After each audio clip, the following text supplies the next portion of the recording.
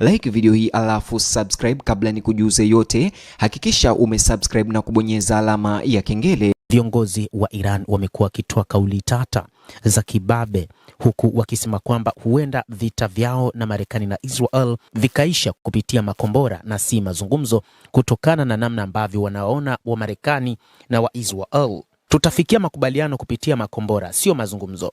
Kwenye meza ya mazungumzo tunakuja kujadili kilichotokea.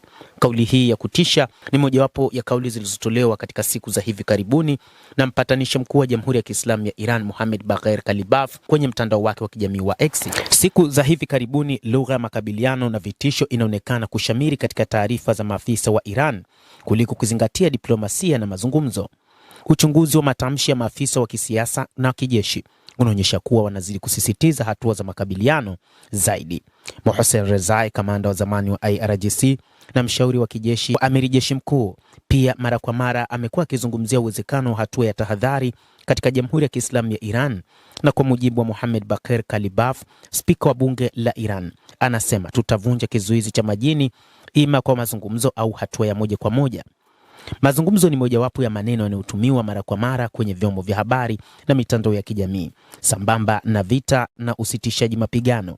Neno hilo limekuwa likitumika sana kiasi kwamba kwa baadhi ya watu limeibua neno duru nyingine ya mazungumzo kati ya Iran na mataifa magharibi ambayo yamekosoa na yametaja kuwa ni matamshi yasiyokuwa na tija. Sasa baada ya zaidi ya miongo miwili ya mazungumzo na kufuatilia mizozo miwili ya kijeshi katika mwaka uliopita, majadiliano ya vita na mazungumzo yamekuwa yakizingatiwa zaidi kuliko hapo awali, kiasi kwamba siku moja uvumi kuhusu makubaliano na kuanza tena kwa mazungumzo umefufuliwa. Na saa kadhaa baadaye, maafisa kutoka pande zinazozozana wanazungumzia uwezekano wa ukiukwaji wa makubaliano ya usitishaji wa mapigano, utayari wa kijeshi na uwezekano wa mapigano kuzuka upya. Masoko pia yanaonekana kupanda na taarifa zinazojirudia kuhusu mazungumzo. Ingawa kauli za maafisa wakuu akiwemo Donald Trump bado zinaweza kuathiri soko la mafuta, thamani ya sarafu na bei ya dhahabu, kwani huathiriwa na taarifa kama vile makubaliano yanakaribia kufikiwa. Hata hivyo, matukio yasiyotarajiwa au taarifa muhimu za maafisa wakuu bado zinaweza kusababisha mabadiliko makubwa. Mazungumzo hayo yamekuwa na heka zake tangu kuafikiwa kwa makubaliano usitishaji wa mapigano mnamo Aprili 9. Lakini pengine muhimu zaidi kuliko mazungumzo yenyewe ni masimulizi yanayotofautiana na mitazamo tofauti, ikiwa ni pamoja na nani anatoa uamuzi wa mwisho. Lengo halisi la mazungumzo hayo ni nini, na ni kwa kiasi gani Jamhuri ya Kiislamu ya Iran itakuwa tayari kuafikiana au kubadili msimamo wake. Kile ambacho kimekuwa kikiendelea katika vyombo vya habari vya Iran na mitandao ya kijamii katika wiki za hivi karibuni kimetafsiriwa na baadhi ya waangalizi kama mfano mapambano ya kimkakati. Katika wakati huu, vyombo vya habari vilivyo karibu na serikali na baadhi ya maafisa katika serikali ya Iran vimesisitiza kwamba Tehran haiko tayari kwa maelewano, bali iko katika nafasi ambayo inaweza kuwasilisha masharti yake yenyewe katika mazungumzo. Ibrahim Aziz, mkuu wa kamati ya usalama katika bunge, aliandika kwenye mtandao wa X mnamo Juni 29 kwamba Trump anapaswa kujua kwamba Iran kama mshindi na itaamua masharti ya mazungumzo, fedha kwa fedha, mkopo kwa mkopo, bila kwa bila, aliandika. Kipengele kingine muhimu kuhusu mazungumzo ni kuzingatiwa kwa masharti ya uongozi, mistari mekundu iliyowekwa na Mujtaba Khamenei.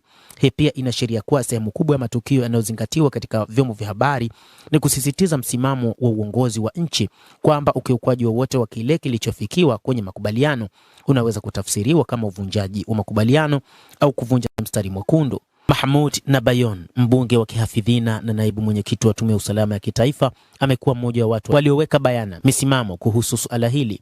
Ingawa maudhui ya mazungumzo hayo hajatolewa rasmi, aliandika mnamo Juni 25 akijibu baadhi ya ripoti kuhusu mchakato wa mazungumzo, akisema mkataba huu ni batili na kuzingatia makubaliano yanayoweza kuwa kinyume na maslahi ya kitaifa ya Iran kutokana na utata wa uondoaji wa vikwazo, kushindwa kubainisha fidia, masharti ya mazungumzo ya amani ya nyuklia na ukiukwaji wa masharti ya uongozi. Hisia hizi ziliongezeka baada ya baadhi ya vyombo vya habari kuchapisha orodha ya masharti yaliyohusishwa na Mujtaba Khamenei. Kulingana na ripoti hizi, alielezea matakwa ya serikali kabla ya kufikia makubaliano yoyote na Marekani kwamba mazungumzo yanapaswa kujikita kwenye masuala hayo. Mtazamaji, endelea kutufuatilia na nikusihi usisahau kulike, kucomment, kadhalika kusubscribe channel yetu hii ili upate habari hizi kwa mapana. Marekani imeendelea kufanya mashambulizi katika rada za Iran baada ya Iran kurusha ndege zisizokuwa na rubani, na mashambulizi haya yanakuja katika kipindi ambacho kumekuwa na mazungumzo ya usitishaji wa mapigano. Jeshi la CENTCOM la Marekani limesema vikosi vya Marekani vililenga maeneo ya rada ya ufuatiliaji ya pwani huko Goruk na kisiwa cha Qeshm. Rais Trump anasema Iran bado ilikuwa na 21 hadi 22 ya makombora yake yaliyosalia. Hata hivyo, jeshi la Marekani ambalo limeeleza kuwa limedungua ndege 4 zisizokuwa na rubani za Iran ambazo zilirushwa kuelekea mlango wa Hormuz siku ya Ijumaa na kisha kushambulia baadhi ya maeneo ya rada za Iran. Mashambulizi haya ya ndege zisizokuwa na rubani yalisababisha tishio la haraka kwa trafiki ya baharini ya kikanda, kamanda mkuu wa Marekani alisema kwenye mtandao wa kijamii. Vikosi vya Marekani baadaye vilishambulia maeneo ya rada ya ufuatiliaji katika pwani ya Iran, huko Goruk na katika kisiwa cha Qeshm ili kujilinda dhidi ya mashambulizi zaidi, CENTCOM ilisema. Mapema Ijumaa, CENTCOM ilikanusha madai ya Iran kwamba ilifyatua risasi za onyo kwa meli za kivita za Marekani katika ghuba ya Oman na kulazimisha meli za Marekani kurudi nyuma kuelekea bahari ya Hindi. Vikosi vya Marekani vinaendelea kufanya kazi kwa uhuru katika maji ya eneo hilo, vikitekeleza kikamilifu vikwazo vinavyoendelea dhidi ya Iran. CENTCOM inasema jeshi limeweka vizuizi kwenye bandari za Iran ili kukabiliana na mkazo wa Iran kwenye korido muhimu ya usafirishaji wa mafuta pamoja na gesi asilia, ambayo imesababisha bei ya nishati kupanda na kuleta matatizo kisiasa kwa chama cha Republican cha rais wa Marekani Donald Trump kabla ya uchaguzi wa katikati ya muhula wa Congress. Kamandi kuu ya Marekani ilisema iligonga tovuti za rada ikiwa ni pamoja na kisiwa katika mlango wa Hormuz na kulinda dhidi ya mashambulizi zaidi. Ikiwa mashambulizi ya hivi punde zaidi katika kipindi cha usitishaji wa mapigano yanasababisha juhudi za kufikia makubaliano na kupanua mapatano hayo kuwa madogo. Mapema wiki hii ndege zisizokuwa na rubani za Iran ziliharibu kwa kiasi kikubwa kituo cha abiria katika uwanja mkuu wa ndege wa Kuwait na kuua mtu mmoja, kujeruhi makumi na kufunga uwanja wa ndege kwa muda mfupi. Licha ya mashambulizi hayo, kumeibuka wasiwasi mpya kwamba usitishaji vita unaweza kusambaratika. Trump aliwaambia waandishi wa habari Ijumaa kuwa hali na Iran inaonekana kuwa inakwenda vizuri. Tunatoka Iran haraka sana na tutakuwa na nguvu sana kwa njia moja ama nyingine.